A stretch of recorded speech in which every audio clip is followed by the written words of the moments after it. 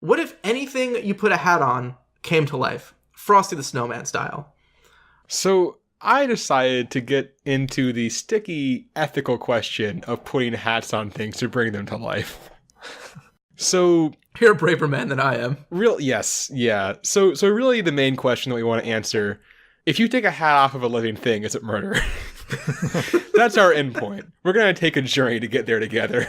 So for all my research, I went back to the closest thing to like a source that we have. This? I watched the Frosty the Snowman Christmas special on YouTube. Oh my god. Numerous times. Wait, why? Not enough? I watched it once to refresh myself, and I had to go back through various parts a couple of times to like really get to the key of some issues. How long is it? It's only like half an hour. I think it's like 25 minutes because it's half an hour. Okay, that's not so bad. Yeah, it's not bad. I thought you sat through like a 2-hour Frosty the Snowman movie, and at the end of it, you're like, and once more, I have to watch it again. That thing is designed to be played in a half-hour time slot with commercial breaks. So no. So the first question we have to answer, and sort of a low-grade one, does Frosty the Snowman feel pain? So, one, I want to make this very clear. Researching this question led to some of the strangest Google searches I have ever done. This was one of them, and I could sadly find no answer, so I had to go it alone. So, my gut reaction was no, because he has no nervous system because he's a snowman. But in this scene where he first comes to life, and he's talking about all the things that makes him think that he's alive, he points out that he's ticklish. Oh no. So if he's ticklish, he definitely does feel things. Now, progressing further into the movie, there's a scene late in the movie where he's been traveling with this girl to try to get to the North Pole. And at one point, they wind up in like a freezer car on a train, and she's getting really cold and not doing all that hot because of it. So, hey, there you go. Thank you for appreciating my art. So he finds a greenhouse and takes her inside. And then basically the evil magician who owns the hat locks the door so Frosty will melt and he can get the hat back. This is actually a pretty dark movie. It's one of the things that I realized while watching it. I haven't watched it in forever. It's kind of terrifying, yeah. So you don't actually see Frosty die. But he does fully melt into a puddle with a hat on it. And when they first goes into the greenhouse, he does look very uncomfortable. So I'm going to say that he does feel pain. We don't have like a firm answer on this, but I'm going to go ahead and say that yes, I believe he does. He at least feels at most discomfort, or at the least discomfort. So I don't think it's that absurd to think that he actually feels pain as he has his melty death. So, step 1, yes, Frosty feels pain. Step 2, is Frosty the Snowman, or, as an extension, all of these hat animated things, are they people? So here we go to philosophy.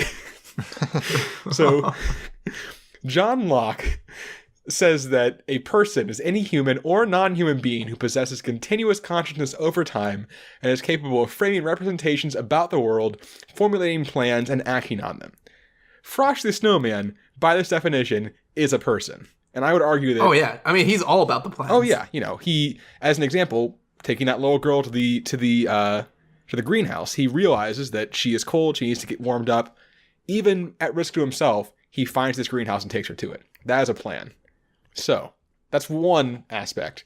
Thomas White, another philosopher, he has a criteria, which is that a person is 1, alive, 2, aware, 3, feels positive and negative sensations, 4, has emotions, 5, has a sense of self, 6, controls its own behavior, 7, recognizes other persons and treats them appropriately, and 8, has a variety of sophisticated cognitive abilities. Once again, yeah, Frosty checks all the boxes. He directly says he's alive. He's referred to as a happy, jolly soul. So there's the positive emotions, and he feels pain or discomfort, so we got that one. The one that I was not 100% sure on necessarily was a variety of cognitive abilities.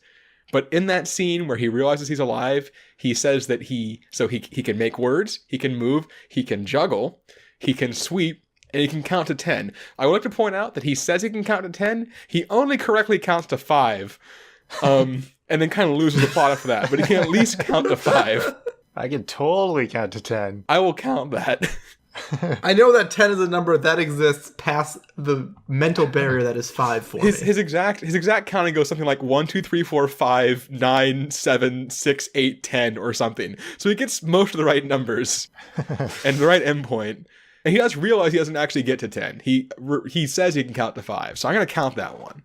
So I'm going to say that by both of these philosophical definitions, Frosty the Snowman is a person.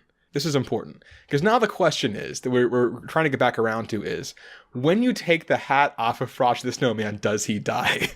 Because this is going to change a lot of the ramifications of this question. And this one's a little complicated. So, when Frosty the Snowman first has the hat put on, he says, "Happy birthday." The hat then almost immediately gets blown off.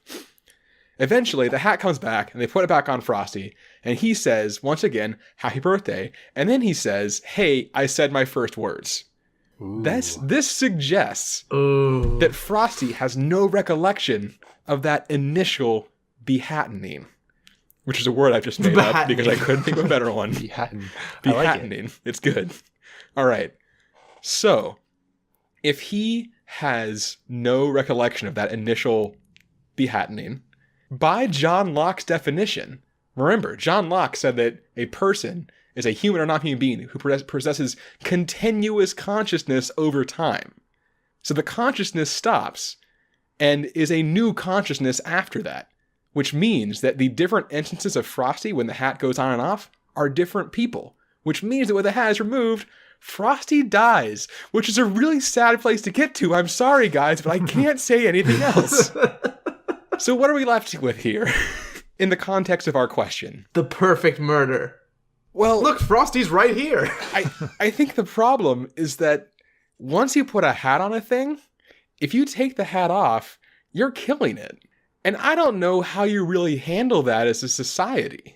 So I guess that's sort of well, okay, so actually there is another problem that I'm actually just now thinking of, is that as demonstrated in Frosty the Snowman, hats can blow off of things. So here's a question that we have to sort of come to grips with together, because I literally only just thought of it. What happens, so say you have a bunch of things wearing hats outside, and the wind blows, and all the hats come off. How do we handle this as a society? Do we mourn them? Well, that's just part of nature if that happens. That's like an animal killing another animal. I guess that's true. Yeah, you don't have to mourn every living thing. Like, if, my goldfish dies, not that I have a goldfish, because any goldfish I've previously owned is dead. Because it died. Right, because it died. Because it died, or went to a nice farm somewhere. Honestly, I'm over it. Like, that's true. If you came to me and you're like, you have to put this vial of poison in this fish bowl and the fish is going to die, and you offered me like a mildly compelling reason to do it, I would do it. Fair enough. I wouldn't really lose sleep about it. Fair enough. I think if you're the one that put the hat on the object, you do have a responsibility to try to keep it on. That's reasonable. I bought the fish. The other thing, too, there's an advantage to keeping the hat on as long as possible, because, as we established, the consciousness is different the second time, and so anything you have, say, taught your knife or car or whatever, it will have forgotten. This is going to teach kids responsibility.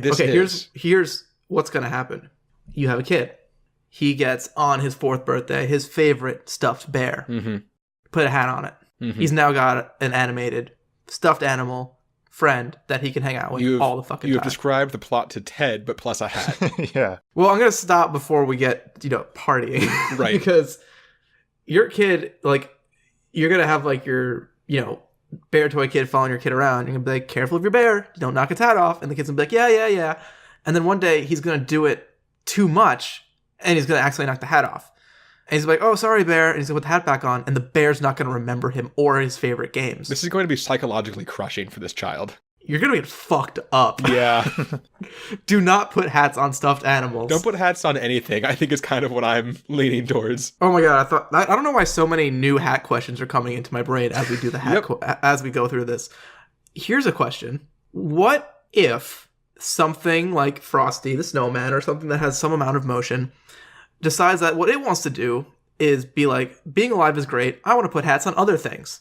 Ooh. And things with hats start putting hats on other things and making their own hats. Congratulations, guys. We've reached the robot apocalypse portion of our question. Except Only it's hats and not robots. only it's adorable. It's only inanimate objects with hats and not robots. But We I created the guess hat it's kind of apocalypse. robots. Never ever put a hat on a machine that makes hats. Whatever you do, this is No how you matter get Skynet. How but hats. cool it sounds. Yeah, I don't think anyone's ever made the hat apocalypse. I think we're the first ones. Yeah. Patent pending. Patent Patent approved. pending. We have the patent. TM. That's not how patents work. The patent. What's the patent? Just a picture of someone putting a hat on something? And then just like Well, cut to it's just a picture of me holding a hat, me putting a hat on a snowman, the snowman holding the hat and putting it on another snowman, then like 3 dots, and then just like a million snowmen with hats. we just take the scene from Fantasia with all the brooms, like making more brooms that are animated, and just put hats on all of them. Yeah, a slight Photoshop Yep. on there, and we're good. So Oh man, I kind of lost the plot at the end of my answer there, apparently. But the main thing is, yes, animated objects feel pain. Yes, they are people, and yes, they die. We take the hats off.